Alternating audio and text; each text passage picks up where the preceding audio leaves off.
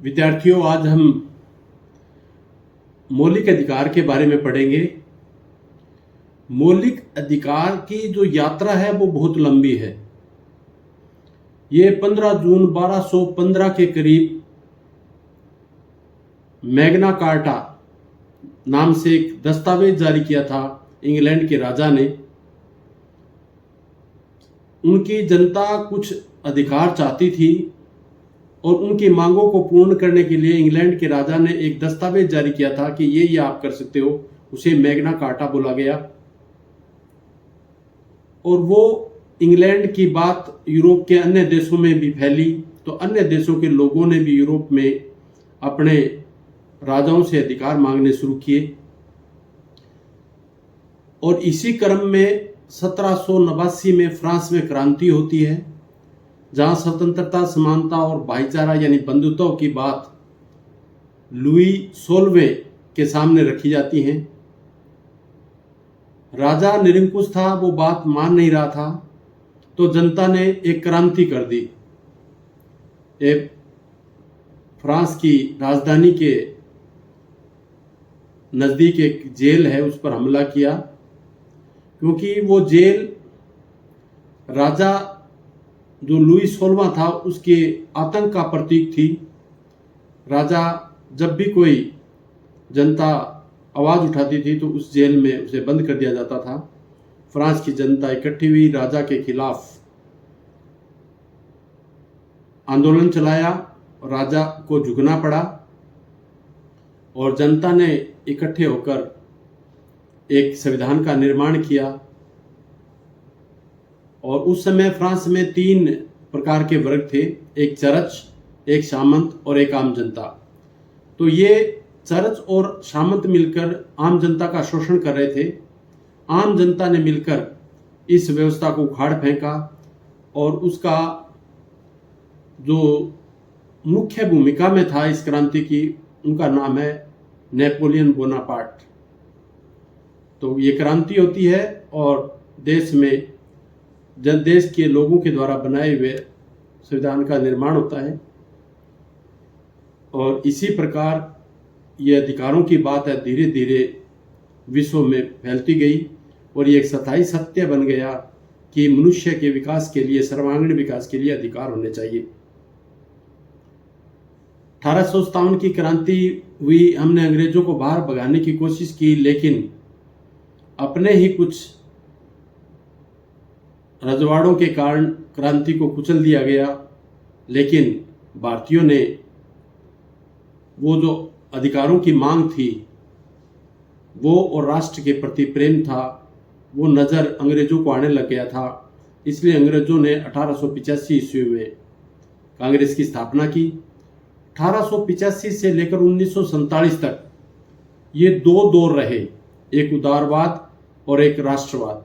बच्चों, जब हम छोटे थे तो ऐसे लोगों के साथ, हमारे इतिहास के साथ छेड़खानी की गई कि शुरू वाले दौर को उदारवाद और बाद वाले दौर को जो उग्र लोग, भगत सिंह, चंद्रशेखर, राजगुरु, सुखदेव जैसे, लाल पाल बाल, लाला लाजपत राय, बाल गंगाधर तिलक, विपिन चंद्र पाल जैसे लोग आए, उनको उग्रवादी दौर कहा गया, जो कतई हमारे देश के इतिहास के लिए सही नहीं था।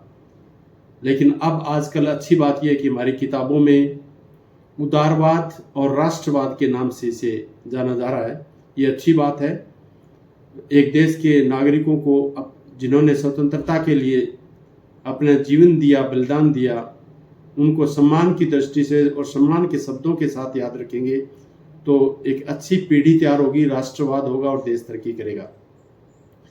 अब 1947 में देश आज़ाद हो गया, संविधान बनाया और हमारे संविधान में जो आज का हमारा मुख्य विषय है वो है मौलिक अधिकार। अमेरिका के संविधान से मौलिक अधिकारों को डॉक्टर भीमराव अंबेडकर ने लिया और हमारे संविधान सभा में चर्चा हुई और इसमें शामिल कर दिया। डॉक्टर अंबेडकर संविधान सभा में सबसे पढ़े लिखे और शिक्षित योग्य व्यक्ति थे और उन्होंने अधिकारों पर बहुत ज़्यादा जोर दिया। उस समय जनता को अधिकार देना मतलब रजवाड़ों, बड़े जमींदारों, धनवान लोगों के अधिकारों में कटौती के रूप में देखा जा रहा था। कईयों ने इसका विरोध भी किया, लेकिन डॉक्टर भीमराव अंबेडकर ने कहा था, यदि भारत के संविधान में मौलिक अधिकार शामिल नहीं करोगे तो वो तो वैसे ही होगा जैसे एक मनुष्य का शरीर में आत्मा ना हो। यानी जब मनुष्य मर जाता है तो ये कहा जाता है कि उनकी आत्मा उसका साथ छोड़ गई, यानी आत्मा के जाने के बाद उसकी बॉडी है वो मिट्टी के समान होती है। तो अंबेडकर के इन शब्दों से पता लगता है कि अधिकारों का क्या महत्व है। यानी डॉक्टर भीमराव अंबेडकर ने मौलिक अधिकारों को आत्मा कहा, संविधान की आत्मा कहा। तो ये प्रश्न भी पूछा जाता है कि संविधान की आत्मा किसने कहा, या डॉक्टर भीमराव अंबेडकर ने आत्मा किसको बताया। तो ये छोटे छोटे प्रश्न आपसे पूछे जाते हैं। अब हम शुरू करते हैं अपना मौलिक अधिकार। और मौलिक अधिकार से पहले आपको मैं बता दूं कि हमारे भारतीय संविधान में 395 अनुच्छेद हैं, धाराएं हैं, और 22 भागों में बांटा हुआ है और 12 अनुसूचियां हैं। ये आंकड़े आपको याद रखने चाहिए। भारतीय संविधान में 395 धाराएं, धाराओं का दूसरा नाम अनुच्छेद, 22 भाग में संविधान को बांटा गया है विषय के हिसाब से, और अनुसूची और 12 अनुसूची बनाई गई है। कुछ अनुसूचियां संविधान संशोधन द्वारा भी जोड़ी गई हैं। ये आपको मोटे मोटे रूप में याद रखना है। कभी फिर पढ़ेंगे तो आपको अनुसूचियों के बारे में और भागों के बारे में विस्तार से चर्चा करेंगे। तो 1 से जो मैं 395 अनुच्छेद बता रहा हूं उनमें 1 से 4 तक, 1 से 4 तक है वो राज्य के बारे में बताया गया। राज्य कैसा होगा, राज्य के जो प्रांत होंगे वो कैसे होंगे, उनका नाम क्या होगा, राज्य को नए राज्य का नाम देने का अधिकार कैसे होगा, राज्य का क्षेत्र काटने का अधिकार कैसे होगा, क्या हम किसी अन्य क्षेत्र को भारतीय क्षेत्र में मिला सकते हैं, इस प्रकार की बातें हैं वो 1 से 4 की गई है। यानी भारत संघ के बारे में, भारत राज्य के बारे में विस्तार से चर्चा की गई है और संसद को इसके बारे में कानून बनाने का अधिकार दिया गया है। तो ये जो विषय है 4 तक है, और अगला विषय 5 से 11 तक है वो नागरिक का है। यानी बहुत बार पूछा जाता है कि हमारे नागरिक के विषय में संविधान के किस अनुच्छेद में जिक्र है, तो वो 5 से 11 है। यानी भारत का नागरिक कौन होगा, जन्म लेने वाला तो होता ही है, उसके बाद विशेष परिस्थितियां होती हैं कि किसी की शादी हो गई, किसी ने भारत की नागरिकता प्राप्त कर ली, किसी ने भारत की नागरिकता दूसरे देश की प्राप्त कर ली, तो वो भारत की नागरिकता छोड़ देगा, क्योंकि भारत में एकल नागरिकता है, इकहरी नागरिकता है। हम हरियाणा, पंजाब, उत्तर प्रदेश के नागरिक नहीं हैं, हम सारे भारत के नागरिक हैं। तो ये मोटी मोटी जानकारी थी बच्चों। और इसके बाद आज का हमारा विषय शुरू होता है अधिकार। हमारे अधिकार दिए गए हैं 12 से लेकर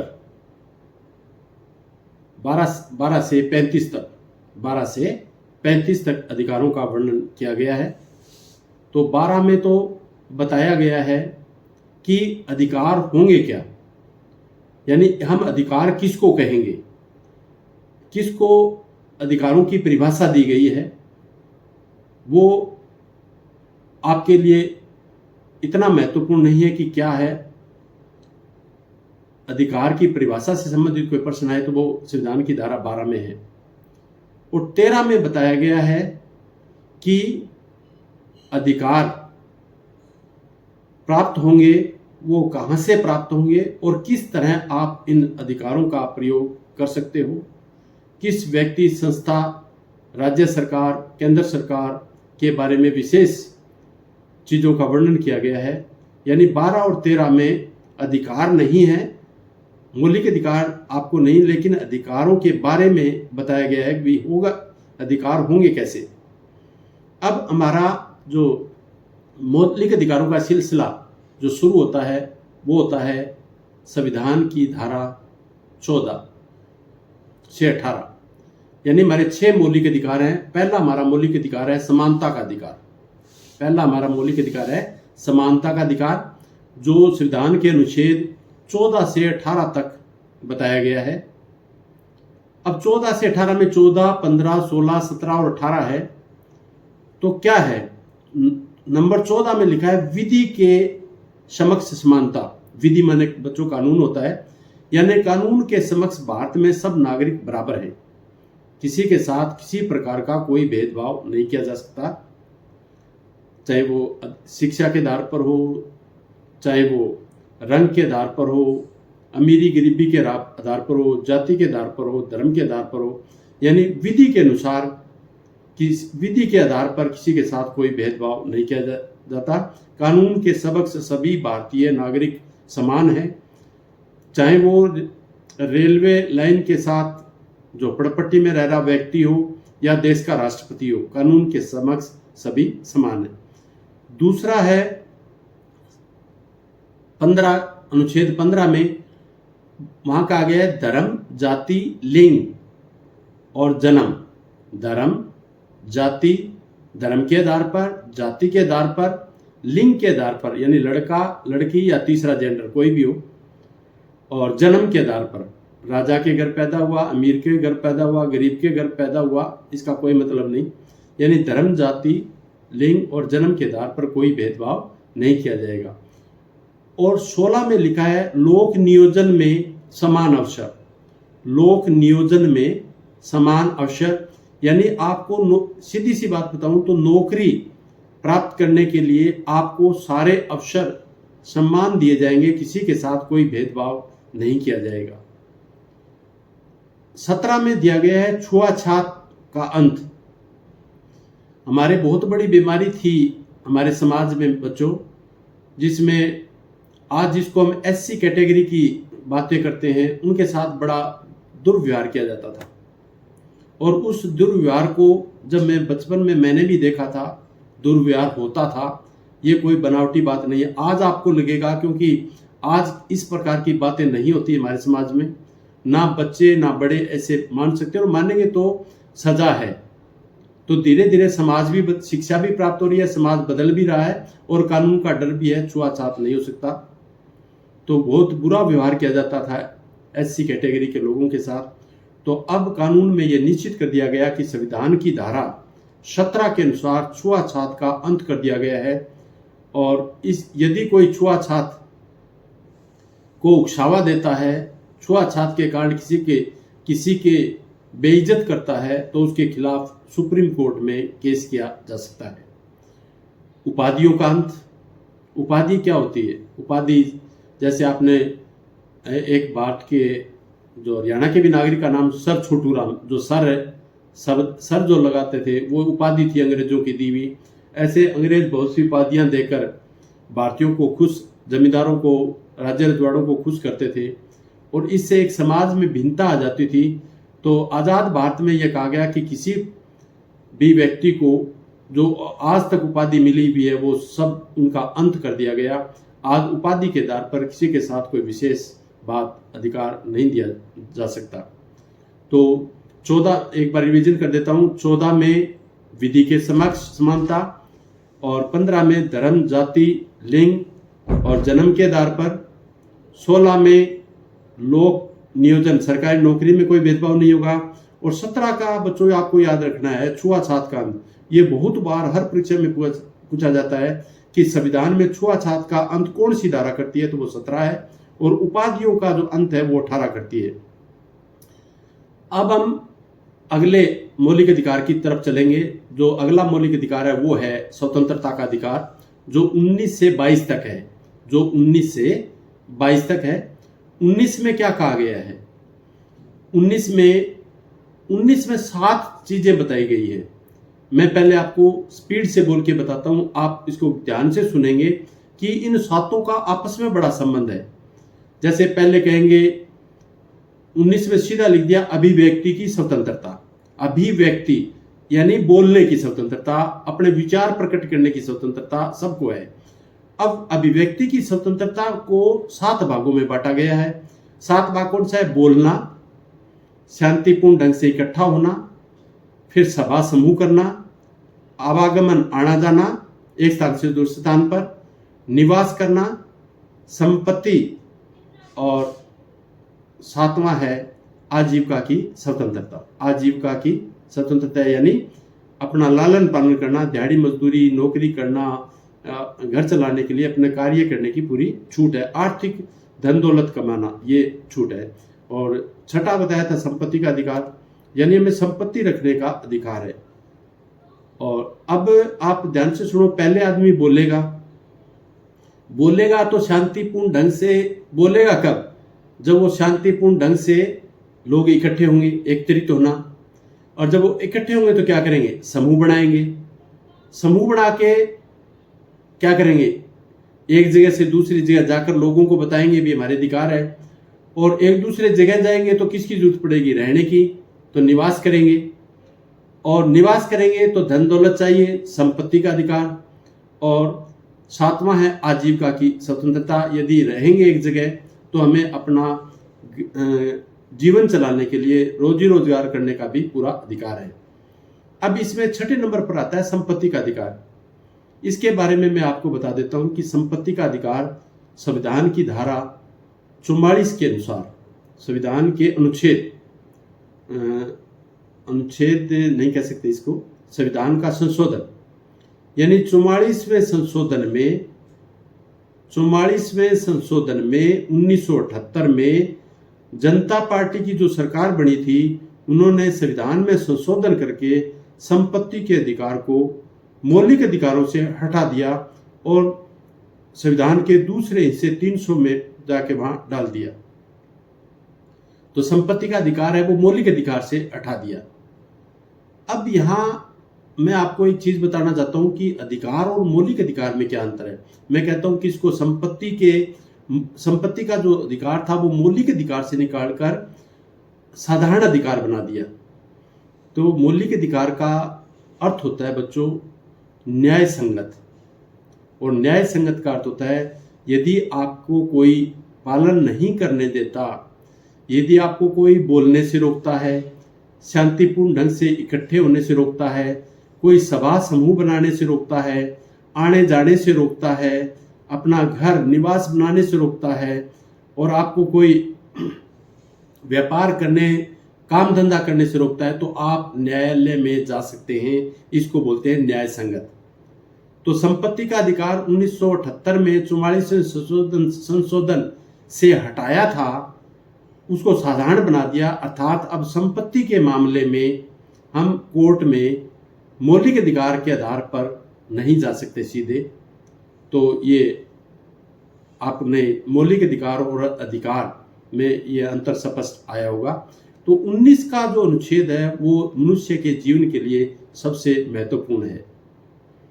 अब अनुच्छेद आता है 20। तो 20 में 3 बातें बताई गई है। संविधान के अनुच्छेद जो 20 है उसमें 3 बातें हैं। उसी समय का कानून हो, यानी भारत के नागरिक पर जो कानून लागू होगा वो उसी समय, यानी जब बनाया है उसी से लागू होगा। यदि आज कोई सरकार कानून बना रही है, आज कह रही है कि एक मनुष्य केवल 5 अपने पहनने के कपड़े रख सकती है, और यदि आपके पास उससे पहले 20 कपड़े घर पड़े हैं तो आप पर वो कानून लागू नहीं होगा। यह है आपका छोटा सा उदाहरण। यानी कानून तभी लागू होगा जब जिस दिन से वो बना है और लागू हुआ है, पीछे के समय में जाके वो लागू नहीं हो सकता। ये 20 में कहा गया है 1 में। अब 20 दूसरे में कहा गया है कि मनुष्य को खुद की गवाही देने से मनाही है। यानी बच्चों आपने देखा होगा कि पुलिस है वो किसी मुजरिम को पकड़ती है और थाने में ले जाकर पीटती है और एक कागज पर दस्तखत करवा लेती है कि मैंने ये अपराध किया है, और फिर कोर्ट में पेश करती है।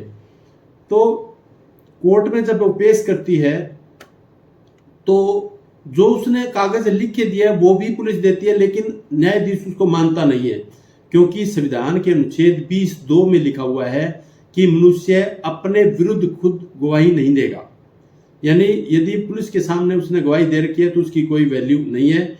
इसलिए जो चतुर अपराधी होते हैं बच्चों, वो जैसे ही पुलिस पकड़ती है वो कहता है तूने चोरी की, हाँ जी की, तुमने कत्ल किया जी, तूने उसको मारा, हाँ मारा जी। तो वो सारी हाँ भर लेगा और वो पुलिस वाला कहेगा लो जी दस्तखत करो इस पर, आपने अपराध स्वीकार कर लिया। तो वो कागज पर लिख के साइन कर देता है और वहां पुलिस वालों की मार खाने से वो बच जाता है। और जब कोर्ट में जाता है वो, तो वो जाके न्यायाधीश उसको देखता है, हाँ भाई तूने ये चोरी की थी? नहीं जी। तो साइन क्यों किए? कि वो मेरे को पीट रहे थे जी, मैंने डर से वो कर दिए। तो यानी पुलिस के द्वारा जो कागज पर लिखाई गई बात थी वो अदालत में नहीं मानी जाती। और जो भोले सियाने होते हैं वो जाते ही पुलिस वालों का नहीं जी मैंने नहीं किया, चाहे उसने किया हो, तो वो फिर पीट के अंकरवाते हैं, उसे पीट के कहते हैं भी तूने ये किया है। और इतनी पिटाई हो जाती है कि लास्ट में उसे वो काम करना पड़ता है जो एक चतुर अपराधी ने शुरू में ही कर दिया। तो तीसरी जो एक बात हो रहती है इसमें, एक अपराध के लिए एक ही सजा होगी, एक अपराध के लिए एक ही सजा।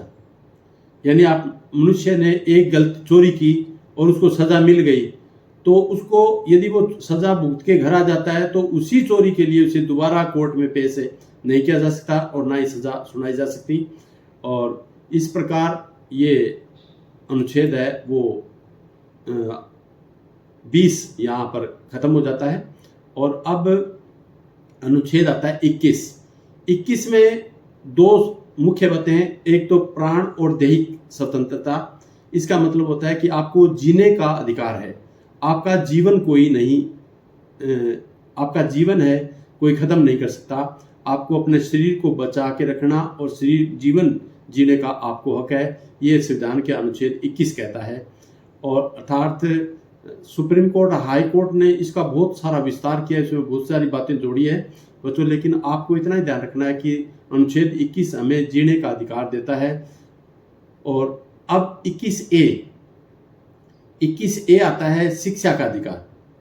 इसमें ये संविधान के संशोधन में जोड़ा गया था। 86वां, जैसे मैंने बच्चों आपको बताया 42वें, पिछले वीडियो में 42वें संशोधन की बात की थी, आज मैंने 44वें संशोधन की बात की है और अब मैं 86वें संशोधन की बात करता हूं। तो संशोधन क्या होता है?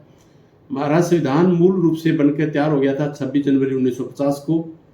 अब समय अनुसार कुछ कानून का कोई महत्व नहीं रहता और कुछ कानूनों की जरूरत पड़ जाती है। जैसे समझो कि संविधान बना था तब तो इंटरनेट नहीं था, मोबाइल नहीं था, तो इस प्रकार की कोई धारा संविधान में नहीं थी। अब जब इंटरनेट और मोबाइल आ गए तो बहुत सारे कानून संशोधनों द्वारा संविधान में लिख दिए गए।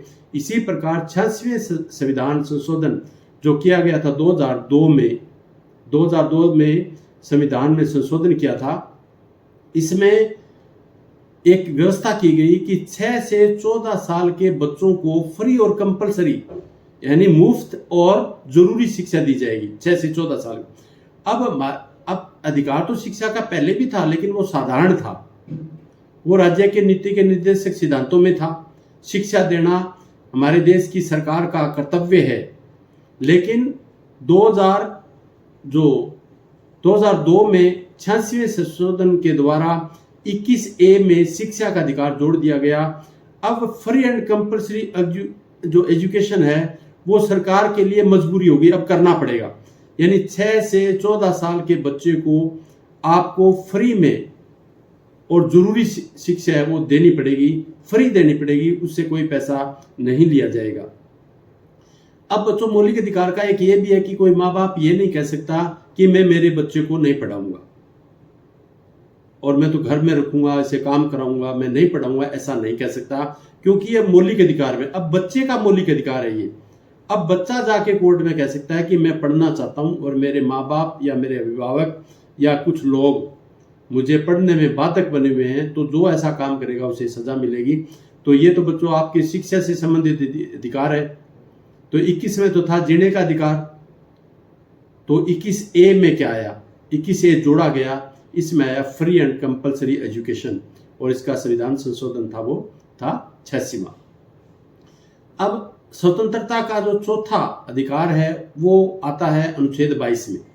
यानी स्वतंत्रता का जो अधिकार है उसमें 4 भाग हैं, 19, 20, 21 और 22। 21 के 2 पार्ट मैंने आपको बताई दिए। तो 22 क्या कहता है? जो 22 है वो क्या कहता है? गिरफ्तारी से संबंधित है वो। यानी यदि पुलिस किसी को पकड़ के लाती है तो उसे कारण बताना पड़ेगा। आपने एक शब्द सुना होगा बच्चों, वारंट। जब अब जो अनपढ़ व्यक्ति हैं, जो जिनको अधिकारों का नहीं पता है, पुलिस जाती है रात को दिन को और घसीटते हुए थाने में ले आती है और घर वालों को यही पता नहीं चलता कि पुलिस उनको क्यों लेके गई है। लेकिन हमारे संविधान में प्रावधान एक व्यवस्था है, क्या की गई है कि आप किसी को पकड़ने जाओगे तो वारंट लेके जाओगे, यानी कारण बताओगे कि हम आपको क्यों पकड़ रहे हैं, आपने क्या अपराध किया है, क्या गलती की है जिसके कारण हम आपको गिरफ्तार करके थाने ले जा रहे हैं। ये भारत के प्रत्येक नागरिक को ये अधिकार है कि वो पुलिस से पूछे कि मेरा अपराध क्या है जिसके कारण मैं गिरफ्तार किया जा रहा हूं। यदि ऐसा पुलिस नहीं करती और जब पुलिस उसको कोर्ट में पेश करेगी, यदि वो कहता है कि कारण नहीं बताए, तो पुलिस वाले पर भी कार्रवाई हो सकती है। और 22 का जो दूसरा है, यदि पुलिस किसी को वारंट दिखा के बोल के कारण बता के पकड़ के ले गई तो वो 24 घंटे के अंदर अंदर उसे मजिस्ट्रेट के सामने पेश करना पड़ेगा। ऐसा नहीं है कि वो 4 दिन पुलिस थाने में पीटती रहे और बैठा के रखे। 24 घंटा के अंदर उस पुलिस वाले जो पुलिस पकड़ के लाई है उसे मजिस्ट्रेट के सामने पेश करना पड़ेगा। लेकिन इसमें कुछ आजकल ऐसा भी होता है कि पुलिस बच्चों पकड़ के तो ले जाती है लेकिन अपने कागजों में वो गिरफ्तारी नहीं दिखाती। तो पढ़े लिखे व्यक्ति का ये अधिकार है कि आप यदि मैंने कोई गलती की है तो आप मुझे गिरफ्तार कीजिए, लेकिन मुझे गिरफ्तारी दिखाइए, मेरे एक कागज पर लिख के या गिरफ्तारी दिखाओ मुझे कि आपने मुझे गिरफ्तार कर लिया है। तो उस गिरफ्तारी के 24 घंटे के अंदर मजिस्ट्रेट के सामने पेश करना पड़ता है। ये बात हमारे संविधान की जो अनुच्छेद 22 है उसमें कही गई है। और एक इसके बारे में थोड़ी व्यवस्था है कि जो गिरफ्तारी है वो आवागमन का समय उसमें शामिल नहीं किया जाएगा। मान लो कोई सिरसा में अपराध करके साउथ इंडिया भाग गया, कोई नेपाल भाग गया, जैसे आमतौर पर आप सुनते हो अपराध किया और पुलिस ढूंढ रही है, शायद वो नेपाल भाग गया। तो ऐसी जगह यदि चले जाए, पुलिस वहां से उसे पकड़ती है जाके, तो वो वहां से पकड़ के जो लाती है, जितना समय लगता है वो 24 घंटे में शामिल नहीं किया जा सकता। तो बड़ी कक्षाओं में क्या पूछा जा सकता है? बड़ी कक्षाओं में पूछा जा सकता है कि संविधान के अनुच्छेद 22 में जो 24 घंटे का समय है, क्या उसमें आवागमन का समय शामिल है? तो आवागमन का समय शामिल नहीं है। और इस 22 में एक जगह वो कानूनी सलाह ले सकता है। बच्चों में आपको बताता हूँ लीगल लिटरेसी के बारे में। जैसे सभी स्कूलों में लीगल लिटरेसी है, उनका पॉलिटिकल साइंस का लेक्चरर या सोशल स्टडी के जो लेक्चरर हैं वो आपको बताते हैं लीगल लिटरेसी के बारे में। तो लीगल लिटरेसी जो शुरू हुआ है इस मौलिक अधिकार के कारण ही शुरू हुआ है। लीगल लिटरेसी क्या करती है? यदि कोई व्यक्ति वकील नहीं कर सकता, उसके पास इतने साधन नहीं है कि वो अपने केस को अदालत में लड़ सके, वकील को पैसे देने के नहीं है, तो वह जज के सामने खड़ा होकर कह सकता है मैं गरीब व्यक्ति हूं और मैं वकील नहीं कर सकता, तो उसे सरकार वकील उपलब्ध कराएगी। तो यानी कानूनी सलाह लेने का अधिकार है और लीगल लिटरेसी के माध्यम से वो सरकार से वकील की मांग भी कर सकता है। तो ये जो स्वतंत्रता का अधिकार था 19 से 22 तक मैंने आपको विस्तार से तो नहीं कह सकता, थोड़ा थोड़ा करके बताया, उम्मीद है आपको याद आएगा। अब हमारा तीसरा जो अधिकार आता है वो आता है शोषण के विरुद्ध अधिकार। शोषण के विरुद्ध जो अधिकार है वो 23 और 24 में है। बच्चों आप कंटिन्यू याद रखिए, 14 से 18 समानता का अधिकार, 19 से 22 स्वतंत्रता का अधिकार और 23 और 24 है वो है शोषण के विरुद्ध अधिकार। अब बच्चों जब भी हम कुछ पढ़े सीखे तो हमें, जैसे पाठ का नाम है तो हमें पाठ के नाम का अर्थ पता होगा तो 50% आपको लेसन समझ में आ जाएगा।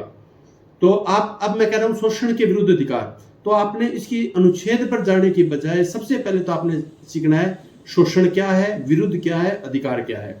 अब शोषण क्या है? एक व्यक्ति या व्यक्तियों के समूह द्वारा किसी व्यक्ति से बिना दिहाड़ी दिए, बिना मजदूरी दिए, बिना किसी बलात् यानी जबरदस्ती काम करवाया जाए तो उसे शोषण कहते हैं। यानी जबरदस्ती काम करवाने को, बिना पैसे के जबरदस्ती काम करवाना, बलात् काम इसको कहते हैं, बलात् शर्म। संविधान में शब्द जो लिखा हुआ है वो लिखा है बलात् शर्म। यानी ज़बरदस्ती मेहनत करवाना, काम करवाना, उसको रुकावट की गई है कि ऐसा कोई नहीं कर सकता। तो आजकल आपने देखा होगा कि बहुत से मजदूर काम करते हैं और कई जो लोग होते हैं वो उसकी दिहाड़ी देने से मना कर देते हैं। तो यदि मजदूर है वो कोर्ट में चला जाएगा तो जिसने दिहाड़ी नहीं दी उसको मुश्किल हो जाएगी, उसे दिहाड़ी भी देनी पड़ेगी और जुर्माना भी देना पड़ेगा, ब्याज भी देना पड़ेगा और उसके बदले सज़ा भी होगी। तो आप किसी से बलात् शर्म नहीं करवा सकते, बंधुआ मजदूरी नहीं करवा सकते। पहले क्या था, बड़े बड़े जमींदार थे, वो आदमियों को अपने घर में नौकर बना के इस तरह बंधुआ की तरह रखते थे भी 12 महीने के लिए इतने पैसे और तू ये काम करेगा। आज भी कई गाँव में मैं देखता हूँ कि जमींदार ऐसा रखते हैं। यदि शिकायत हो जाए तो आप बंधुआ मजदूरी नहीं करवा सकते आप, यानी मनुष्य को इस तरह की आप मजदूरी नहीं करवा सकते। ये 23 में था। और आगे आता है अनुच्छेद 24।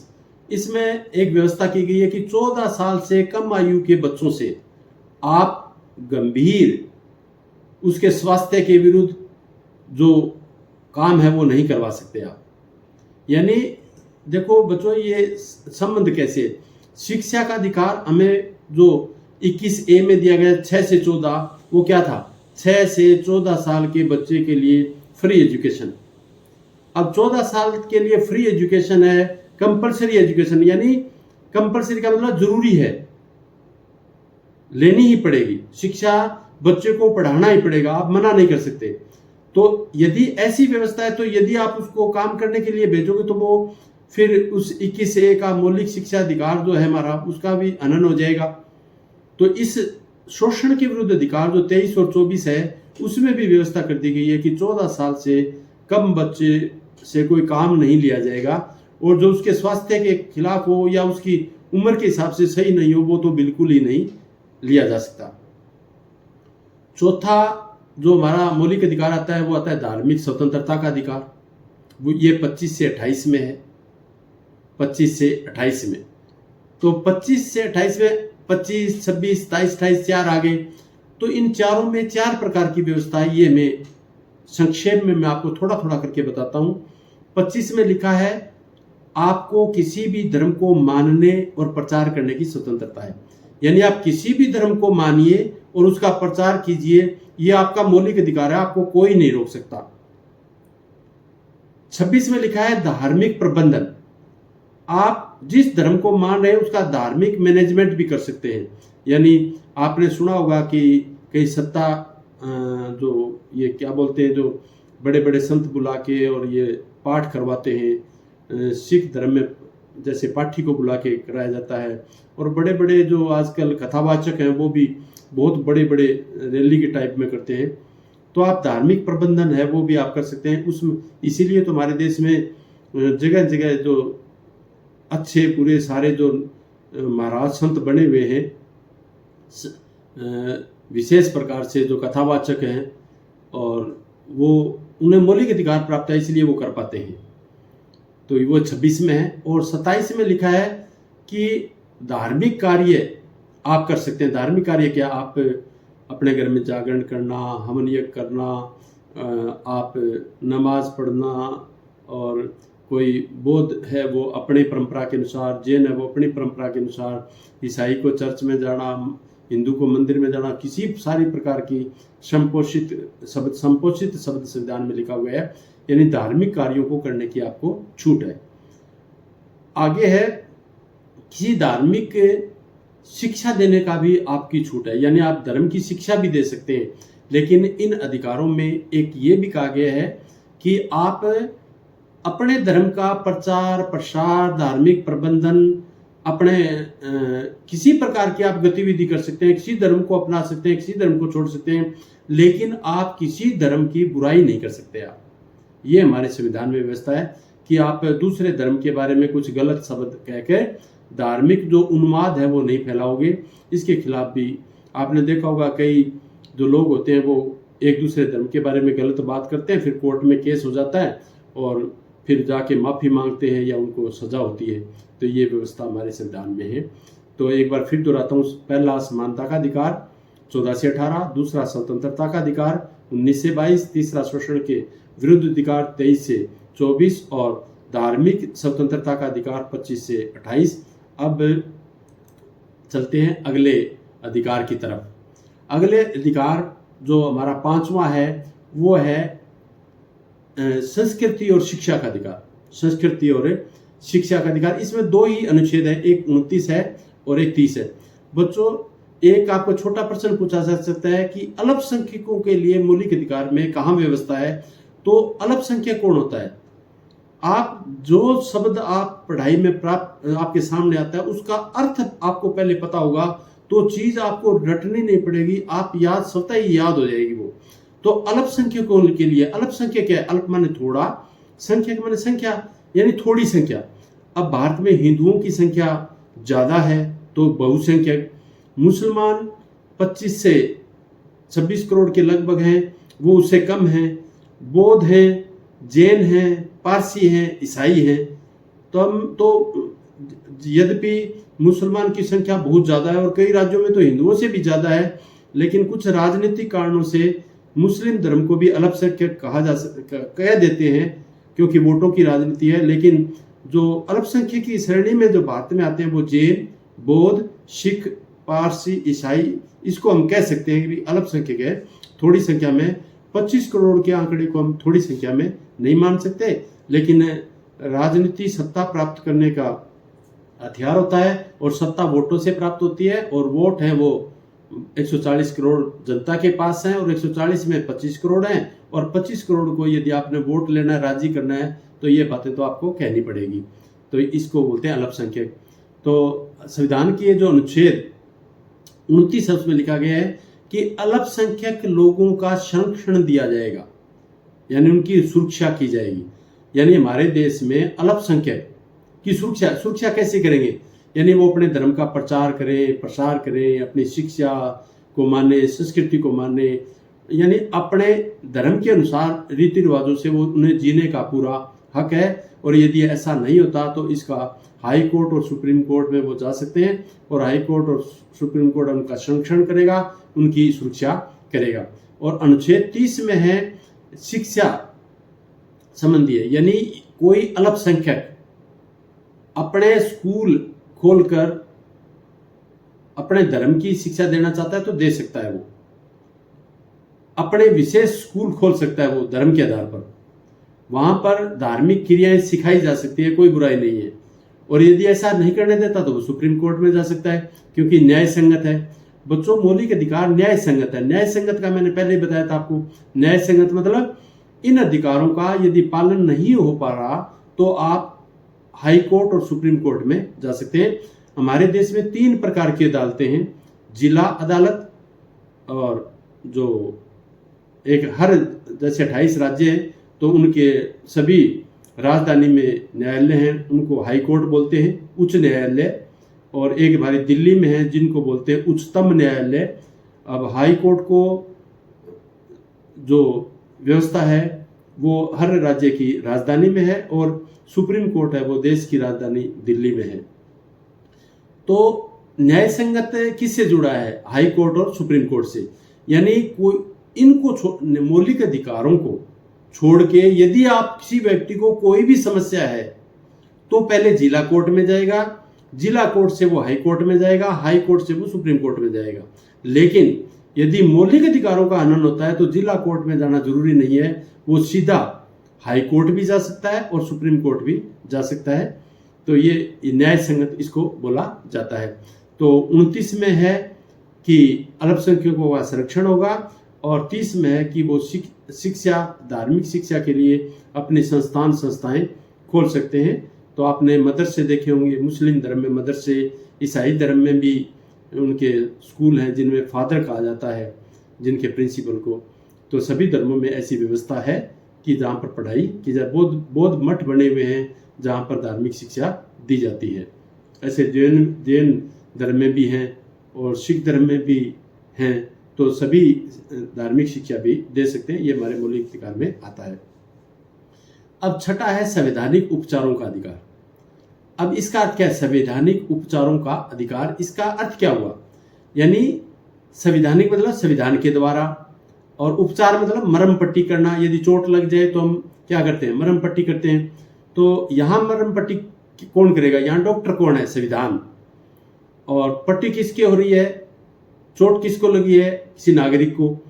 तो नागरिक के साथ किसी प्रकार का भेदभाव होता है, यानी कोई समानता के अधिकार में, स्वतंत्रता के अधिकार में, आर्थिक शोषण के विरुद्ध अधिकार में, धार्मिक स्वतंत्रता के अधिकार में, या संस्कृति और शिक्षा के अधिकार में, कहीं पर व्यक्ति के अधिकार में कहीं नुक्स पड़ती है, कोई हनन होता है, तो वो सीधा हाई कोर्ट और सुप्रीम कोर्ट में जा सकता है।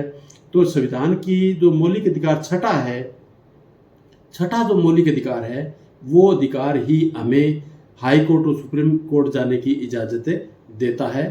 तो इसलिए कहते हैं कि अम्बेडकर ने कहा था कि जो मौलिक अधिकार हैं वो संविधान की आत्मा है, और मैं कहता हूँ कि ये मौलिक अधिकारों में जो छठे अधिकार को यदि हटा दिया जाए तो 5 अधिकारों के का कोई महत्व नहीं है, और उसका प्रयोग फिर आम जन नहीं कर पाएगा। इसलिए सबसे जो महत्वपूर्ण अधिकार है वो छठा है, जो हमें न्याय संगत तरीके से न्यायालय में जाकर अपने अधिकार प्राप्त करने की छूट देता है।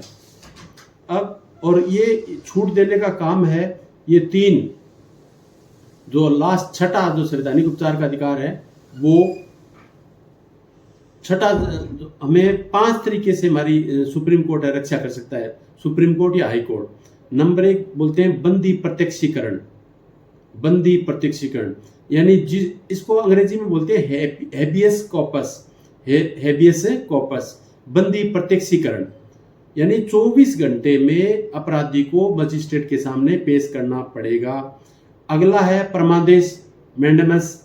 इसमें सरकारी अधिकारियों को अपना कर्तव्य पालन के लिए कोर्ट कह सकता है, यानी कोई अधिकारी है जो जनता के काम नहीं कर रहा, तो वो जो नागरिक है भारत का, वो कोर्ट में जाके कहेगा कि फला अफसर है वो मेरा काम नहीं कर रहा, तो कोर्ट आदेश देगा उस अधिकारी को कि आप अपने कर्तव्य का पालन कीजिए, यदि नहीं करोगे तो उसे सजा का पूरा प्रावधान है, उसे सरकारी नौकरी से वंचित भी किया जा सकता है। प्रतिषेध, तीसरा प्रतिषेध आता है जिसको प्रोहिबिशन कहते हैं, यानी ऊपरी न्यायालय है, निचले न्यायालय, यदि कोई नीचे का न्यायालय, जिला न्यायालय या हाई कोर्ट, तो सुप्रीम कोर्ट सीधा आदेश दे सकता है, उनके कह सकता है भी जितनी कार्रवाई की उतनी ठीक है, बाकी रोक दो। यानी कोई न्यायालय में किसी का केस चल रहा है और एक आदमी को लग रहा है कि मेरे साथ तो जिला न्यायालय में बड़ा अत्याचार हो रहा है, मेरी तो कोई सुन ही नहीं रहा, मेरे सामने बहुत बड़े लोग, अमीर लोग हैं और बहुत गुंडे टाइप के लोग हैं, मेरे को तो यहाँ बाहर निकलते ही मार देंगे, या कोर्ट भी अमीरों के साथ मिल गया है, धनवान लोगों और गुंडे लोगों के साथ मिल गया है, तो आदमी सीधा सुप्रीम कोर्ट में जाके एप्लीकेशन लगा सकता है। फिर सुप्रीम कोर्ट आदेश देगा कि वो कार्रवाई जो आप कर रहे हो वो उसको रोक दो। तो इसको बोलते हैं प्रतिषेध। इसको क्या बोलते हैं? प्रतिषेध। अंग्रेजी में बोलते हैं प्रोहिबिशन, अंग्रेजी में बोलेंगे इसको प्रोहिबिशन। चौथा है उत्प्रेक्षण। चौथा क्या है? उत्प्रेक्षण। इसका मतलब होता है कि कई बार ऊपरी कोर्ट को लगता है कि जो निचले न्यायालयों में जो केस चल रहे हैं उसमें निचले न्यायालय ठीक फैसला नहीं कर पा रहे, तो जो उच्चतम न्यायालय सुप्रीम कोर्ट है या वो हाई कोर्ट से, और हाई कोर्ट है वो जिला कोर्ट से, जो मामला चल रहा है वहां से अपने पास मंगवा सकती है कि आप इसका सुनवाई है वो ठीक ढंग से नहीं कर सकते, आप सारे इसका मामला है वो हाई कोर्ट में भेज दो, या फिर सुप्रीम कोर्ट कहेगा कि इसको हाई कोर्ट से सुप्रीम कोर्ट में भेज दो। इसे बोलते हैं उत्प्रेक्षण, उसे बोलते हैं उत्प्रेक्षण। और 5वां अधिकार है अधिकार परीक्षा का लेख। अधिकार परीक्षा का लेख यानी आप कोई एक, ये 5वां जो अधिकार है, ये अधिकार जुड़ा है उस आपका समान अधिकार से, जो मैंने आपको आर्थिक अधिकार बताए थे भी, आपको नौकरी प्राप्त करने का अधिकार है, आपके साथ कोई भेदभाव नहीं होगा। यदि आप नौकरी पे जा रहे हैं, इंटरव्यू आपने दिया है, आप ज़्यादा उससे ज़्यादा पढ़े लिखे हैं, योग्य ज़्यादा है, आपको बाहर कर दिया, आपको बाहर कर दिया और किसी और को पद दे दिया वो, तो आप सीधा सुप्रीम कोर्ट में जाके कह सकते हैं जी मेरी योग्यता बढ़िया है, मैं योग्य हूँ और ये आदमी इतना योग्य नहीं है, मेरे जितना नहीं पढ़ा है, जितना गवर्नमेंट ने, सरकार ने जो क्राइटेरिया रख रखा है वो तो उसको पूरा ही नहीं करता। फिर भी उसको पद दे दिया गया, मुझे निकाल दिया गया। तो इस अधिकार का प्रयोग करके नागरिक वो सुप्रीम कोर्ट में जा सकता है और फिर सुप्रीम कोर्ट फैसला सुनाएगा कि उससे पूछेगा कि किस आधार पर आपने ये पद प्राप्त किया, यानी पद प्राप्त करने वाले को और पद देने वाले को पूछा जाएगा कि आपने किस आधार पर यह पद प्राप्त किया है। यदि उसने पद गलत चीजों का आधार लेकर, राजनीतिक सुपारिश लेकर, पैसे से भ्रष्टाचार लेकर प्राप्त किया है तो सरकार नहीं, सुप्रीम कोर्ट उसको पद से हटा देगी। तो ये हमारे अधिकार थे। मैंने पूरी कोशिश की है कि आपको ये समझ में आएंगे और इसको मैंने कोशिश की समय कम से कम लूँ।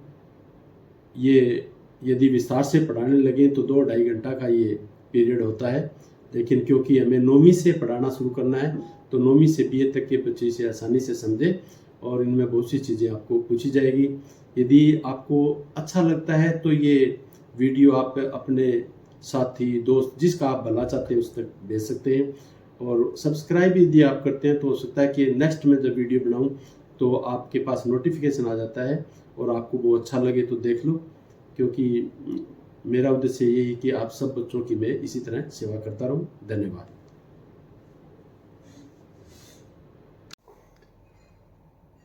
बच्चों, इससे पहले मैंने आपको मौलिक अधिकारों के बारे में बताया था कि हमारे संविधान के अनुच्छेद 12 से लेकर 35 तक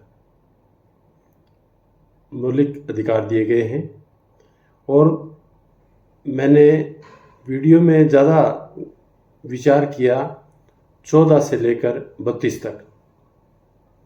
तो 12, 13, 33, 34 और 35 में क्या है, इसके बारे में यदि आप अतिरिक्त जानकारी प्राप्त करना चाहते हो तो इसके बारे में मैं आपको थोड़ा और इसके बारे में बताना चाहूँगा।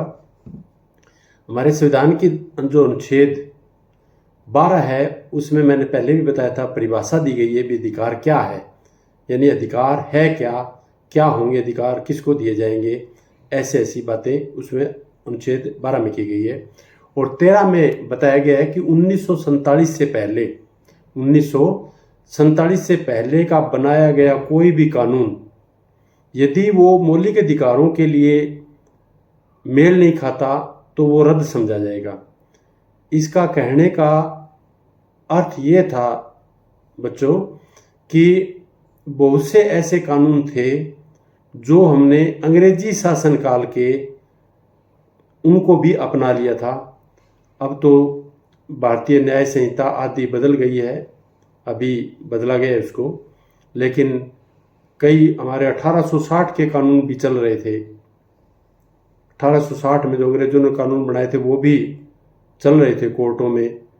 तो ये व्यवस्था की गई 13 के अनुसार, यदि कोई कानून मौलिक अधिकारों के मेल नहीं खाता, संगत नहीं खाता या विरुद्ध है तो अपने आप में रद्द समझा जाएगा। ये व्यवस्था संविधान की जो धारा थी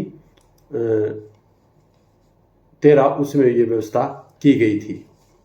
अब आगे आपको जो हम जिक्र करेंगे, एक संपत्ति का अधिकार आया था बीच में, मैंने आपको बताया था 31, यानी हमने 14 से 18, 19 से 22, 23, 24 और 25 से 28, 29, 30 और फिर 31 का जिक्र नहीं किया, सीधा 32 पर चले गए, संवैधानिक उपचारों का अधिकार।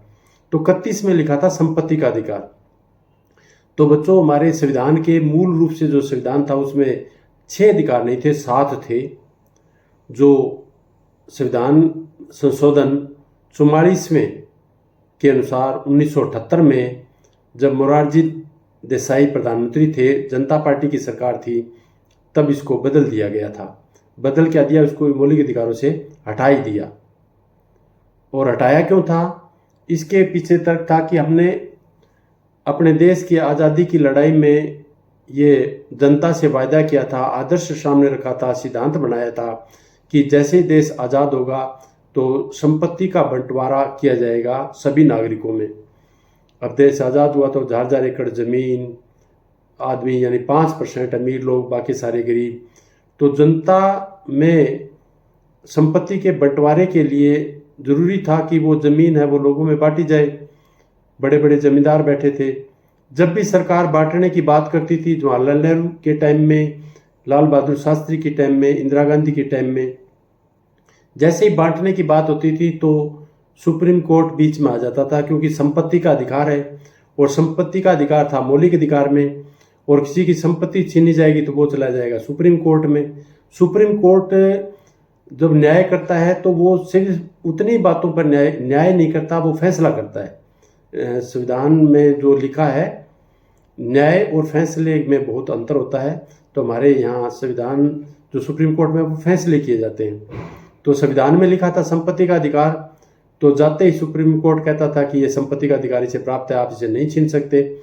फिर सरकार ने एक व्यवस्था की कि संपत्ति के अधिकार को मौलिक अधिकार के विषयों में निकाल दिया जाए। तो जो संविधान की धारा 31 थी वो ख़त्म कर दी, यहाँ से निकाल दी, और निकालने के बाद में वो ज़मीन की सीलिंग भी की गई भी, जिसके 25 एकड़ से ज़्यादा ज़मीन है वो ज़मीन उसी की है जो ज़मीन पे खेती कर रहा है। तो इसलिए इसको 31 जो संविधान का अनुच्छेद था उसको निकाल के अलग कर दिया, और जैसे अलग किया तो अब कोई व्यक्ति वहाँ नहीं जा सकता। तो अब आगे आता है 33वां जो संविधान का अनुच्छेद है, वो कहता है कि जो मौलिक अधिकार हैं उसके कुछ भाग हैं वो संसद है वो सेना को और पुलिस को या कुछ खुफिया विभाग को नहीं प्रदान किए जा सकते, क्योंकि देश की सुरक्षा के लिए यदि फौजी हड़ताल करने लग जाए, अधिकार मांगने लग जाए, मुर्दाबाद हाय हाय नारे और हड़ताल कर दे तो देश का बुरा हाल हो जाएगा। इसलिए जो मौलिक अधिकार हैं उनके कुछ हिस्से हैं वो फौज पर या पुलिस पर या गुप्तचर एजेंसियों पर लागू नहीं होते। ये संविधान की 33 में व्यवस्था की गई है। और 34 में ये व्यवस्था की गई है कि यदि देश में कोई संकट आ जाता है, संविधान 352 धारा के अनुसार देश में इमरजेंसी लगाई जा सकती है। जैसे श्रीमती इंदिरा गांधी ने 25 जून 1975 को इमरजेंसी लगाई थी। यदि इमरजेंसी लग जाती है तो फिर कुछ जो मौलिक अधिकार हैं उनको रद्द कर दिया जाता है। उस समय देश क्योंकि संकट में होता है, तो ऐसी स्थिति में मौलिक अधिकार वो नहीं दिए जा सकते, प्रयोग में नहीं लाए जा सकते। हालांकि ये दूसरी बात थी कि जब 25 जून 1975 को जब इमरजेंसी लागू की गई तो 352 में तो व्यवस्था थी भी देश में संकट आने पर इमरजेंसी लग जाएगी। तो देश पर तो कोई संकट नहीं आया था 1975 में, सिर्फ इंदिरा गांधी के शासन का संकट था और इमरजेंसी इंदिरा गांधी ने लागू कर दी। लेकिन बाद में संविधान में संशोधन करके यह व्यवस्था कर दी गई कि इमरजेंसी तभी लग सकती है जब कोई विदेशी हमारे देश पर आक्रमण कर दे। जब कोई दूसरा देश हमारे पर आक्रमण करेगा तभी 352 धारा का प्रयोग किया जा सकता है। तो ऐसी स्थिति में जब 352 धारा लगती है तो कुछ मौलिक अधिकारों को रोक दिया जाता है। एक 35 में फिर भी क्या व्यवस्था की गई? 35 में व्यवस्था की गई कि संसद संविधान के मौलिक अधिकारों में परिवर्तन कर सकती है। यानी एक बार ये मामला आया था कि क्या संपत्ति का अधिकार निकाला, तो किसी ने केस किया सुप्रीम कोर्ट में कि संपत्ति मौलिक अधिकारों का कैसे बदलाव कर सकता है, ये तो ढांचा मौलिक ढांचा है। लेकिन तो सुप्रीम कोर्ट ने भी ये माना कि संसद है वो मौलिक अधिकारों में भी संशोधन कर सकती है। लेकिन 1973 के केशवानंद भारती के जो फैसला था उसका भी आधार रखा और कहा कि यदि उसमें संविधान की मूल भावना का या मूल ढांचे का विरोध हो रहा है या मूल ढांचे को ख़त्म कर रहा है कोई कानून, तो उसे नहीं माना जाएगा। लेकिन आमतौर पर संविधान में संसद है वो मौलिक अधिकार में भी संशोधन कर सकती है। अब जो संविधान की धारा 352 है वो एक प्रश्न आता है कि जब संविधान द्वारा 352 में देश में इमरजेंसी लग जाए तो कौन से मौलिक अधिकार हैं वो रद्द होंगे और कौन से नहीं होंगे। तो इसमें है 20 और 21 को जो मैंने बताया था आपको वो रद्द नहीं होंगे। बाकी सारे मौलिक अधिकारों को निरस्त किया जा सकता है। यानी इमरजेंसी लागू हो गई तो 20 और 21 को इमरजेंसी में भी लागू रहेंगे, उसको निरस्त नहीं किया जा सकता, लोगों को मानने से मना नहीं किया जा सकता। अब बच्चों ये काम आपका है कि आपको देखना है कि 20 और 21 में ऐसी क्या चीज़ है जो इमरजेंसी लगने के बाद में भी खत्म नहीं होती और मनुष्यों को अधिकार बने रहते हैं, भारत के नागरिकों के अधिकार बने रहते हैं। तो आपको इसके बारे में अपने अध्यापक से चर्चा करो, और आप यदि खुद वीडियो को बार बार देखोगे तो आपको ये पता भी चल जाएगा कि 20 और 21 को 352 में निरस्त नहीं किया जा सकता। अब एक बहुत बड़ा प्रश्न आता है कि क्या ये जो अधिकार है, मौलिक अधिकार, क्या ये भारत के नागरिक को ही हैं या विदेशी नागरिक को भी हैं? तो इसके बारे में एक व्यवस्था है कि जो हमारे अधिकार दिए गए हैं, हमारे 6 अधिकार हैं, 6 अधिकार में भी भाग बहुत हैं, तो 10 भाग ऐसे हैं जो हमारे मौलिक अधिकार के 10 भागों पर विदेशी नागरिकों का भी अधिकार है। यदि विदेशी नागरिक हमारे देश में घूमने आते हैं और उनके साथ कोई नाइंसाफी होती है तो वो भी कोर्ट में जा सकते हैं। तो ऐसे अनुच्छेद 10 हैं जिनके पालन न होने पर, किसी व्यक्ति के साथ बुरा व्यवहार होने पर वो कोर्ट में जा सकते हैं। वो संविधान की धारा एक तो 14 है, एक 20 है, एक 21, एक 14, एक 20, 21, 21A, 23, 24 और 25 से 28। 23, 24 क्या है? शोषण के विरुद्ध अधिकार, तो विदेशी नागरिकों का भी शोषण नहीं किया जा सकता। और 25 से 28 क्या है? धार्मिक स्वतंत्रता का अधिकार, वो विदेशी नागरिकों को भी प्राप्त है। तो मैं एक बार फिर दुहराई कर देता हूँ आपकी, संविधान के अनुच्छेद 14, 20, 21, 21A, 23, 24 और 25 से 28, यानी 23, 24, 25, 26, 27, 28, ये 10 अनुच्छेद ऐसे हैं जो विदेशी नागरिकों को भी प्राप्त है। इसके बारे में आपसे किसी भी परीक्षा में प्रश्न पूछा जा सकता है। और केवल भारतीयों को 5 ऐसे अनुच्छेद हैं जो सिर्फ भारत का नागरिक ही उसका उपयोग कर सकता है उसका, वे विदेशी नागरिकों को प्राप्त नहीं है। तो इसके लिए 15, 16, 19, 29 और 30, 15, 16, 19, 29 और 30 हैं। 5 ऐसे अनुच्छेद हैं, अनुच्छेद ही नहीं कहेंगे, पूरा अनुच्छेद के भाग भी हो सकते हैं। तो 29 और 30 तो सारे, 15, जब 14 से 18 समानता का अधिकार है, लेकिन इसमें 15 और 16 है वो शामिल होंगे। अब 19 से 22 स्वतंत्रता का अधिकार है, सिर्फ 19 का जो अधिकार है वो मौलिक अधिकार है वो भारत के नागरिकों के लिए। यानी विदेशी नागरिकों को 10 अनुच्छेद का उपयोग करने का अधिकार है, 10 भाग हो सकता है, अनुच्छेद हो सकता है। और जो विशेष रूप से भारत के नागरिक होने के नाते प्राप्त हो सकते हैं, विदेशी नागरिक को प्राप्त नहीं हो सकते, वो अनुच्छेद हैं 15, 16, 19, 29 और 30। 29, 30 में बच्चों आपको जैसे बताया अल्पसंख्यक वाला जो विशेष अधिकार दिया गया है वो भारत के नागरिक को ही दिया गया है। तो 15, 16, 19 और 29 और 30, तो ये अधिकार के बारे में विशेष चर्चा में इसी में शामिल होते हैं। धन्यवाद।